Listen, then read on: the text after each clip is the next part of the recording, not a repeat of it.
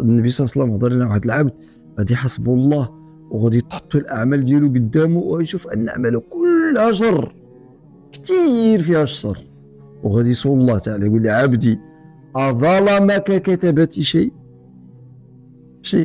يا عبدي، واش الكتبه يعني الملائكه اللي كتبوا واش ظلموك؟ واش كتبوا شي حاجه ما درتيهاش تما؟ واش قالوا عليك شي حاجه ما قلتيهاش؟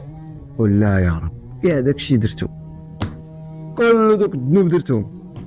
شتي اذا راه كل شاده وفاده كما مره معنا في صوره اخرى كتكتب غادي تسول عليها يوم القيامه. فاجتهد يا عبد الله واجتهد يا امه الله، اجتهد انك تعمر وقتك بالطاعه وتعمر وقتك بالاعمال البر والخير، وانك تحاول ما امكن تجنب اعمال الشر والمعاصي. ويلا الله تعالى ابتلاك ودرتي شي حاجه ان تتوب وان تستغفر وان تكثر من العمل الصالح حتى تكون هذه الارض التي يوحى امر الله تعالى باخراج ما فيها وان تشهد لك انك درتي عمل خير وعمل شر، لعل الله عز وجل يغفر لك ويرحمك ويسمح لك، لان الله رحمته وسعت كل شيء.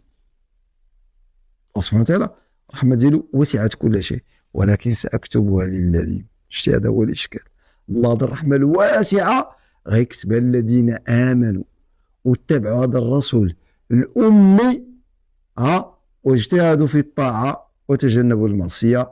اسال الله العظيم رب العرش العظيم ان يجعلنا ممن يجتهدون في فعل الخير ويسعون لاجتناب الشر، وان من التوابين الاوابين الله سبحانه وتعالى باش يغفر لنا وباش تكون هذه الارض هذه تشهد لنا وما تشهدش علينا، وتكون مساعده لنا يوم القيامه اننا ننجو، ماشي تكون حتى هي كتغرقنا كتغرقنا وتزيدنا بعدا من الله سبحانه وتعالى.